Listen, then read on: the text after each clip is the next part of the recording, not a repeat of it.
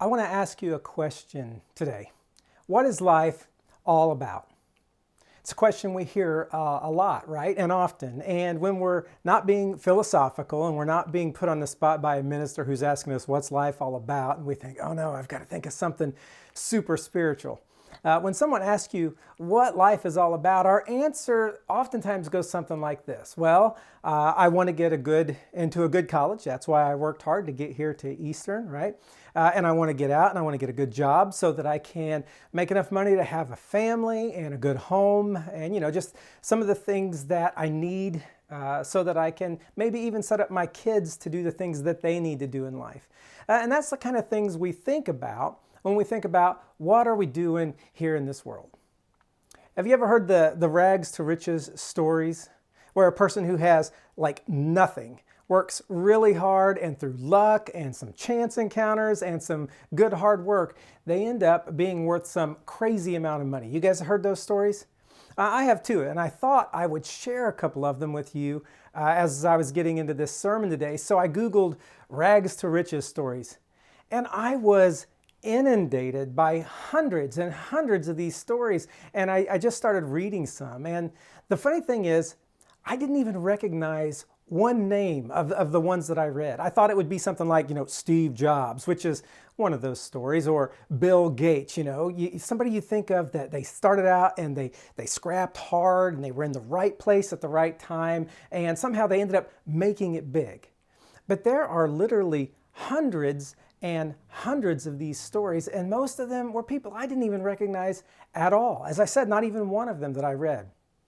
And part of it was because, as one website put it, they were only in the single-digit billion-dollar net worth range, right? They weren't double digits or triple-digit billion dollars. They were just like worth $6 million or something, and that's just not a big deal in the world of the internet.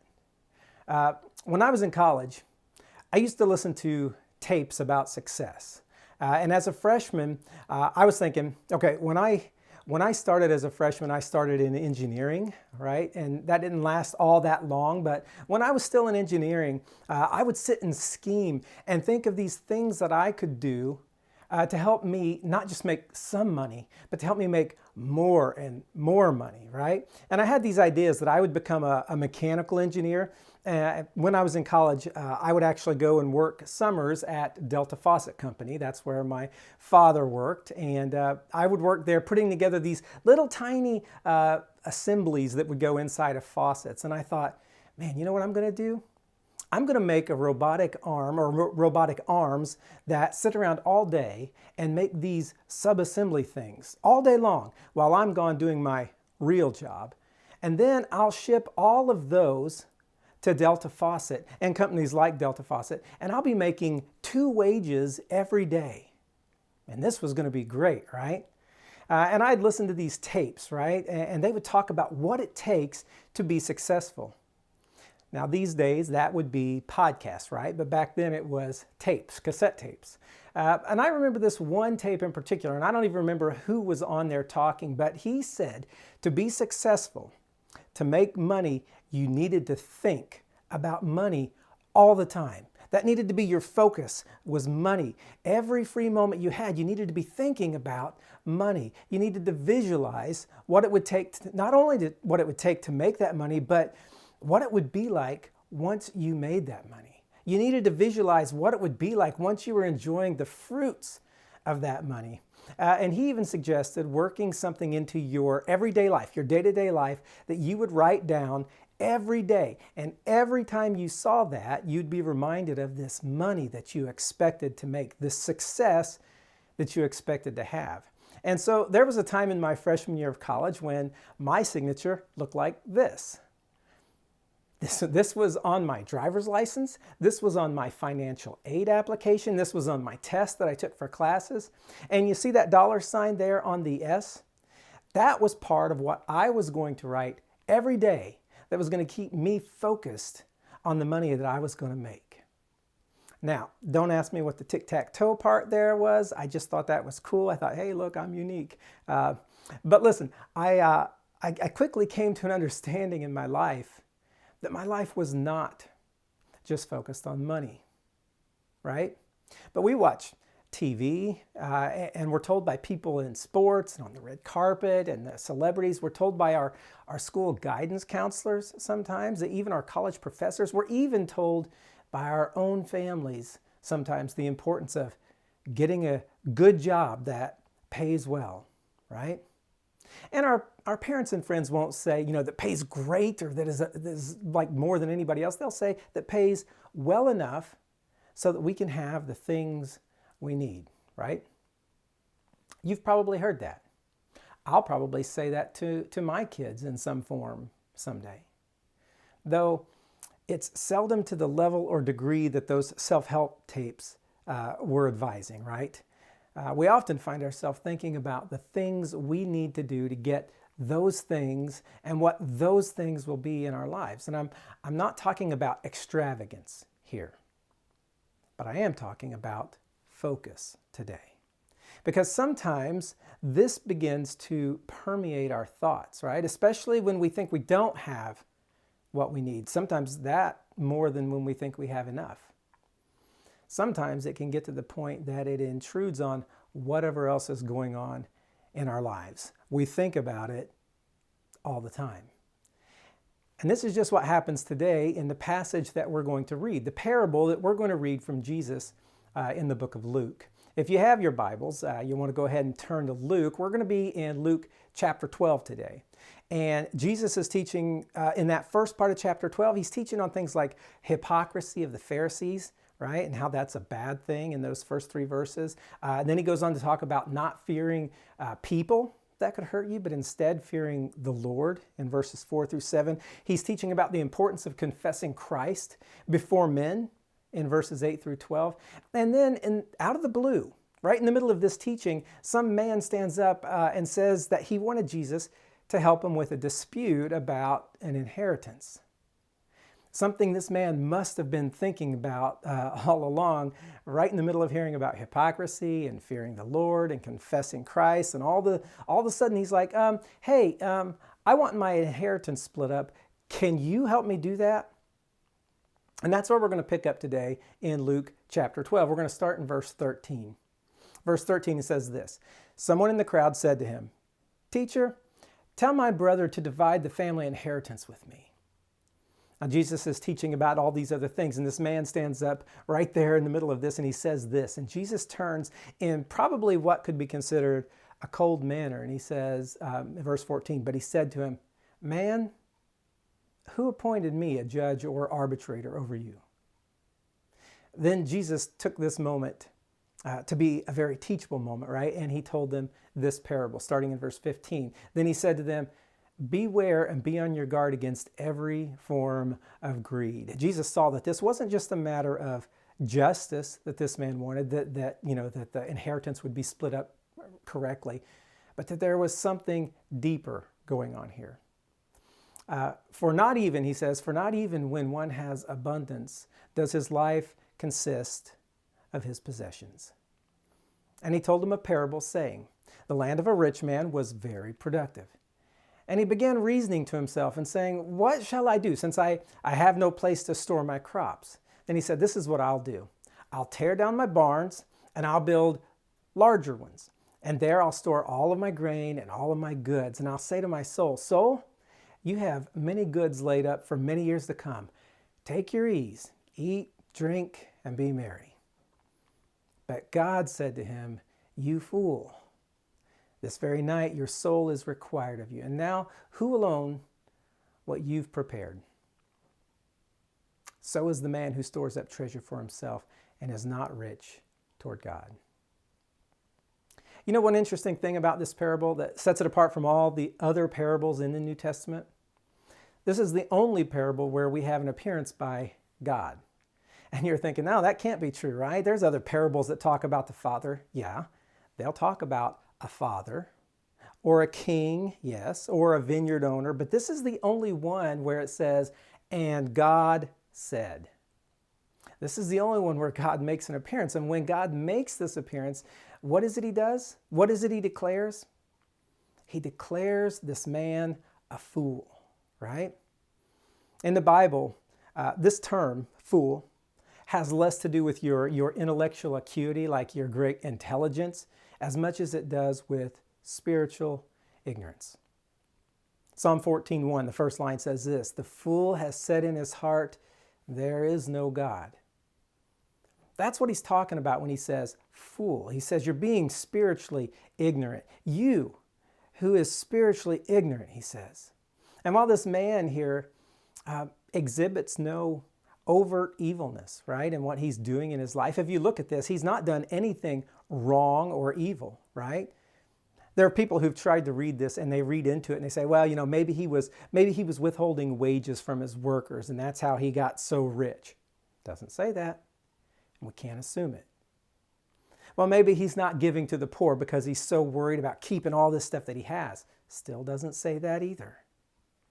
But even though we see no overt evilness here, we can see, if we look closely, 5 reasons in this passage that show us that this man has a lack of a true recognition of who God is. We need to be aware when we read this, what makes God call this man a fool?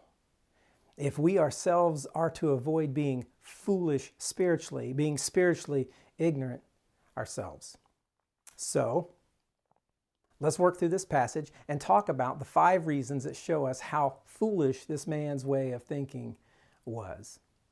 The first thing we see in verse 16, we see that we are fools when we don't give God credit for what he's done. Verse 16 says this, "And he told them a parable saying, the land of a rich man was very productive." Again, the man's not condemned for being wealthy. I don't want you to get that thought in your head. This is something Christians do a lot, right? They start to think and they're like, well, wealth equals bad. That's not what he's condemning the man for here. To his credit, it would appear that the man came by what he has honestly. And from what we can read, that's what we see. But notice, Jesus doesn't say a certain man worked very hard and accumulated a great fortune, right? He didn't say that. He said the land of a rich man was very productive. The man worked, and he may have worked very hard, but apart from the blessing of God, I don't care how hard he worked. If he encountered blight on his crops, if there was a drought that dried out the land, no matter how hard he worked, there would have been no harvest at all, no matter how hard he worked. But when he looked at this amazing harvest here, we can make a note that he doesn't see in this the hand of God at all. He saw only his effort. And we think, oh man, what a fool, right? What a spiritually ignorant person. But let's not be so fast. Let's instead look at our own lives and the times where we say, well, I did that. I did that. Do you realize the blessing that you have being in college? Huge blessing. Do you realize the blessing it is to have a car, to be able to drive wherever you need to go? Do you realize the blessing it is when you can get a scholarship or a grant or even a loan? Do you realize what a blessing that is? And yet we'll say things like this: college, oh yeah, I got good grades, or at least good enough grades. I worked hard and now I'm at school. I did it. And nowhere in that sentence or thought do we say, God blessed me in allowing me to be here, even though I worked hard. Or we'll say things like, well, I worked hard, I got my job to pay for my car, or maybe mom and dad pay for my car, but at least I pay for the insurance, right? And so because of that and my hard work, I have this car and I can drive where I need to go, forgetting that there is a blessing there. Or you may say, I studied like crazy and I got this scholarship or this grant, or maybe you say to yourself, you know what, everybody gets financial aid, that's not that big a deal. But you know what? There are blessings in our lives that sometimes we forget to recognize God's hand in. How do we look at the blessings in life that we receive? Do we in any way think of God for all of those? Are we ever humbled that He's chosen us to receive this blessing, to allow us to come to college, to allow us to have that transportation, to allow us to be able to get a scholarship or grant, whatever it is? Because I can guarantee that it's not just our hard work that make these things possible. we too are fools when we don't give God credit for what he's done. That's the first thing. Second thing we see here in this parable is this man making some plans for his future, right? He's deciding what he's going to do about his problem here. And we learn from this the second thing, and that's this in verses 17, 18. And that's, we are fools when we make plans and we leave God out of them. Look at 17 and 18. It says this, and he began reasoning to himself, saying, what shall I do, since I have no place to store my crops? And he said, oh, this is what I'll do. I'll tear down my barns and build larger ones, and there I'll store all my grain and my goods. Now, listen, there is nothing inherently wrong with building bigger barns. There's nothing inherently wrong with tearing down the barns you have to build bigger barns, to have space. The problem here begins when we look at the pronouns in this, right? Let's look at this again, and I want you to notice the word I and the word my. Verse 17, he began reasoning to himself, saying, what shall I do, since I have no place to store my crops? Then he said, this is what I'll do. I'll tear down my barns and build larger ones, and there I'll store all of my grain and all of my goods. I think we see here a man who is confused ultimately about the idea between owning something and managing something, what the Bible calls stewardship. All that is already belongs to God. All we have is merely on loan to us. We're managers of that stuff. And often I think we forget this and we begin to think about the things we have, the possessions we own as ours, as mine, right?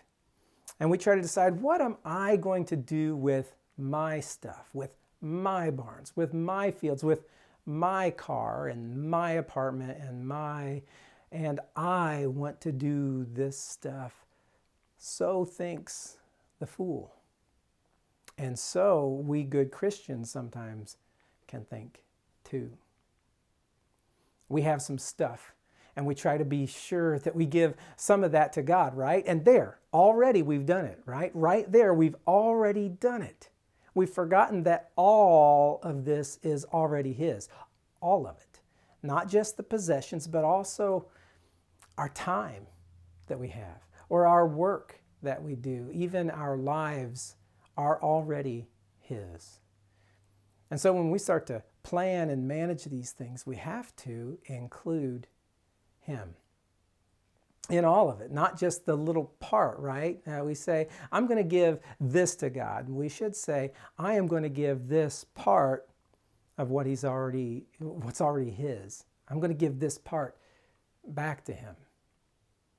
So we go to church every week, right? And we join a small group, and maybe we go on a mission trip. And while we're in school, we do these things, but then we start to plan for our future, and we start to do it as if we somehow have all of the decisions, don't we? We begin to think of our future. We begin to see our future just like the rich fool saw his in verse 19. And this is where we see the third thing, and that is this. We're fools when we look to the future with no thought of God. Verse 19 says this, and I'll say to my soul, soul, you have many goods laid up for many years to come. Take your ease, eat, drink, be merry.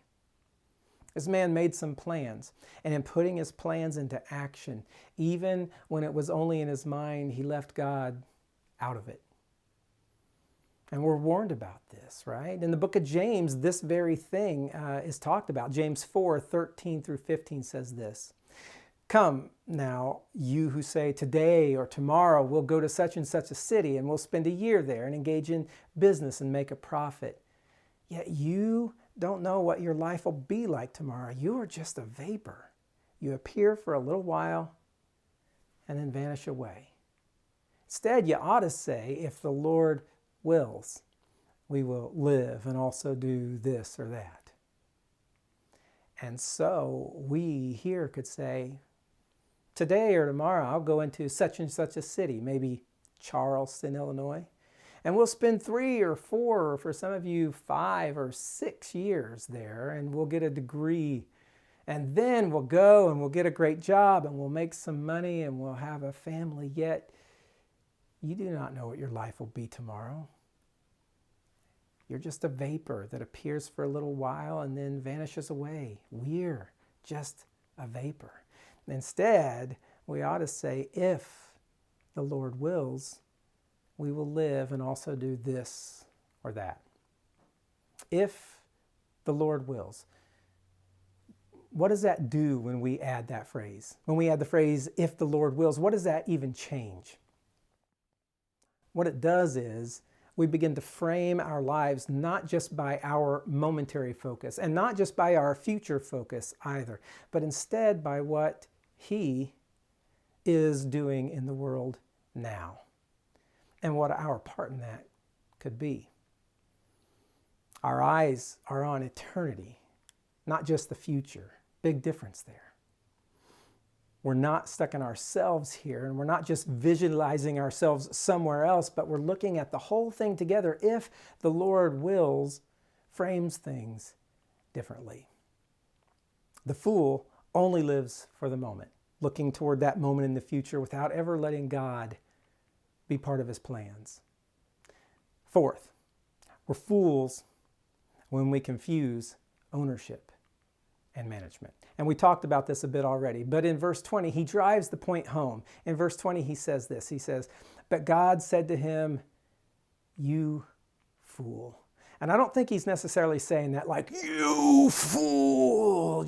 I don't think that's how it was. I think it was more like, you who is spiritually missing this. You're not being wise. That's the opposite of fool, right? You fool. This very night, your soul is required of you. And now, who will own what you've prepared? The man confused his thinking by thinking he owned anything, because in reality, he didn't. Not one thing. He didn't own his barns. He didn't own the fields that produce so much. He didn't own his future or the plans that he made or even his own health or even his own soul. It said, this very night, your soul is required of you. And the Greek word translated required here in this verse is literally a commerce term, right? A term of commerce. It means to demand back, to require back, implying that even your life is just something that's on loan to you. Your life is just something that's on loan to you, and it must be repaid at some point. We don't own it any more than we own our car or our house. And he goes on to say, now, who will own all the stuff that you prepared? The things that we hold so tightly in our lives, the things that we're making so many plans for, the things that we think are necessary, and we have to do this and this and this to get to the right place in our lives. All these things that we hold so much will all one day be held by someone else. Isn't that a sobering thought? You guys don't own a home right now, but did you know that when you own a home, one day you're going to die? And then life is going to continue on. And at some point, someone else is going to live in that home. That's not your home. You had it for a while. Your car, that may be too old to really be worth anything later, but one day when you're gone, that piece of metal will still be somewhere sitting and resting, and it won't be yours. You didn't own it. You borrowed it and used it for a time. This idea of managing versus owning is very important. Solomon, who was the opposite of a fool, right? You remember King Solomon in the Old Testament? God said, name anything you would want and it'll be yours. And he could have named riches or fame or power, but instead he said, I want wisdom. And God said, because you ask for wisdom, I'm going to give you all these other things too, right? But he asked for the ability to be wise, not the fool. And he came to this conclusion in the book of Ecclesiastes. Ecclesiastes 2, verses 18 and 19, he says this: "So I hated all the fruits of my labor for which I had labored under the sun, because I must leave it to the man who will come after me. And who knows whether he'll be a wise man or a fool. yet he will have control over all the fruit of my labor, all the stuff that I worked for which I've labored by acting wisely under the sun. This too is vanity. Everything you have, everything I have, will be left behind. So the real question becomes, what do you do with the stuff that you have now while you have it? And that's the fifth thing. We're fools when we misuse the treasure God's given us. Look at verse 20. Verse 21. So is the man, it says, who stores up treasure for himself and is not rich toward God. Jesus ends this parable by saying, just like that man who thought he had everything and then realized at the end that he had nothing, this man that I called spiritually foolish, just like that man, so is the man who stores up treasure for himself and is not rich to God.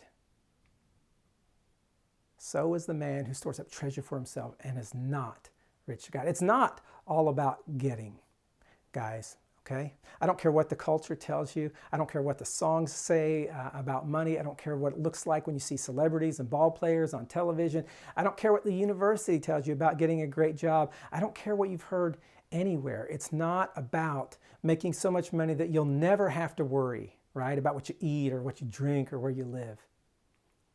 Jesus goes on right after this in this chapter we're in, saying, don't worry about these things, what you'll eat, what you'll drink. Life, he says, is more than your possessions.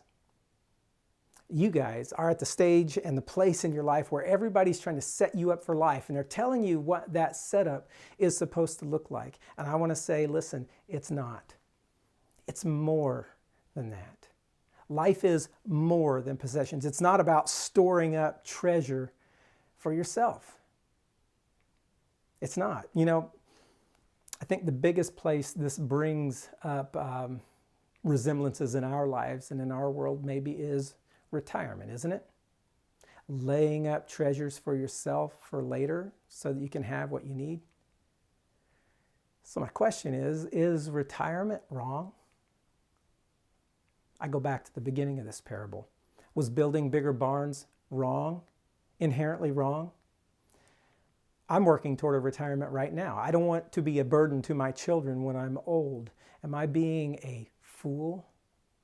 Am I being spiritually unwise?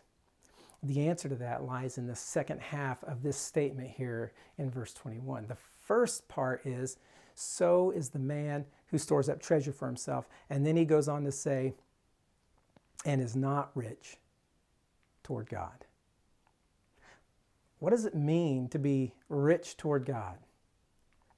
Being rich toward God is desiring His kingdom, is desiring the things that He desires, and is putting your money and your time and your energy and the things you are about towards the things that He's about. It's about giving everything you are for what He's doing.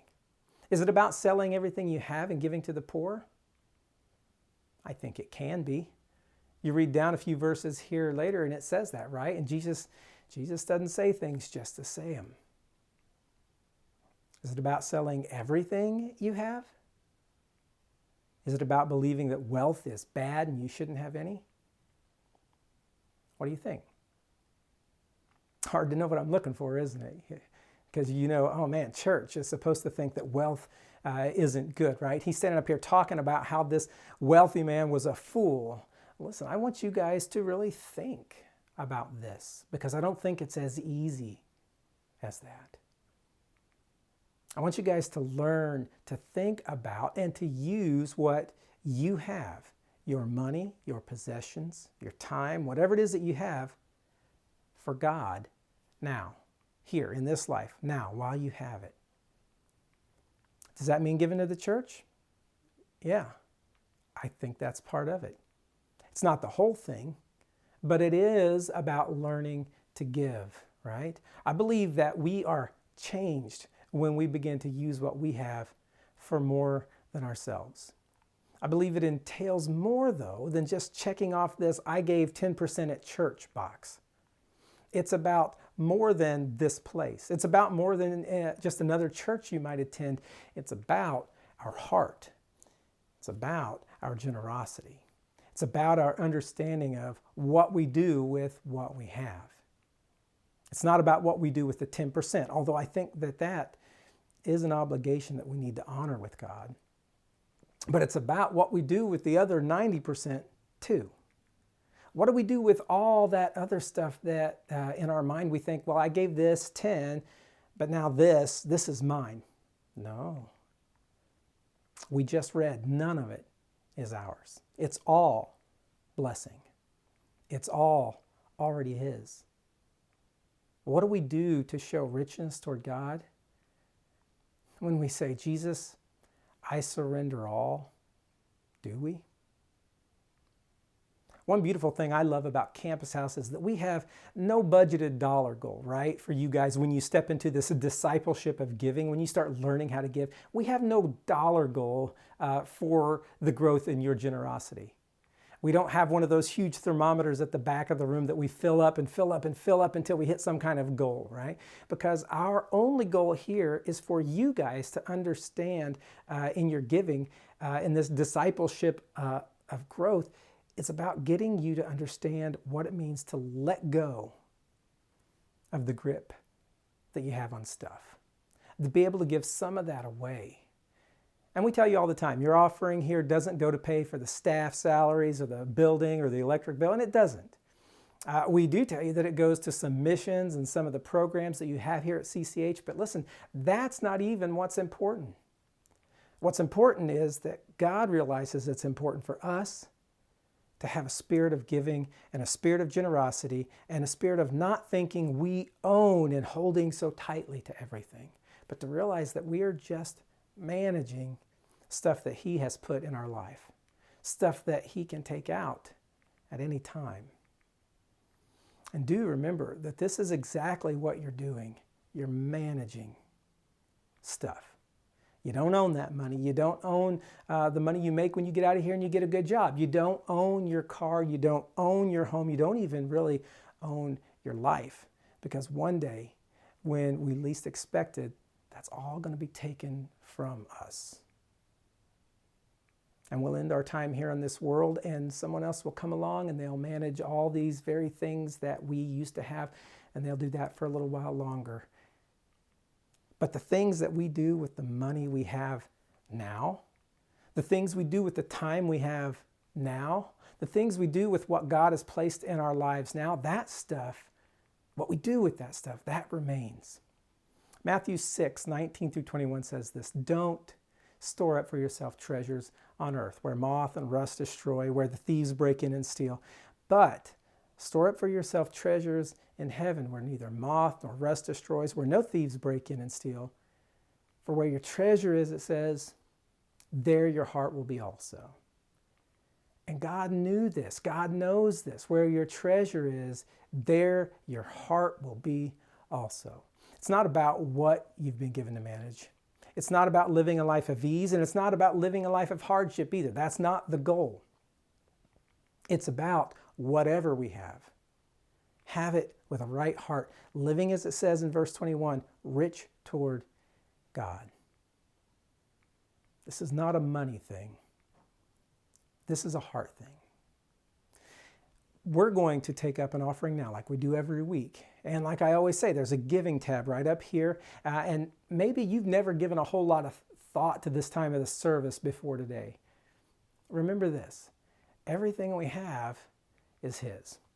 And what you do during this offering time, that's important, because I do believe there is something about the spirit of learning to give up, right? But what you do in all the rest of your life that isn't offering time is as important as well. Take a moment here and give. In a moment, we're going to head back to Zoom, or we're going to finish up together. You'll hear the music to bring us back to Zoom. And take some time now, do that stuff, and we'll see you back there. But first, let's pray. Let's pray. God, I pray that you will remind us that, continually remind us that the stuff we have is stuff we manage for you. It's never stuff that we own. And Lord, help us to keep from blinding ourselves to that and from making all these plans about our future, forgetting who you are, what your kingdom is, and what it's all about, and what you would have us do, and what you would have our heart be like concerning the stuff we have, the time we have, our possessions. God, we want to live as wise and not as fools. We want to live in that blessing of understanding what it means to care for your world and your kingdom.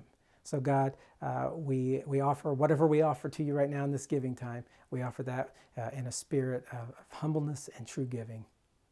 It's in Jesus' name we pray. Amen. Hey, give a little bit of time here giving, and when you hear the music, we'll head back to Zoom.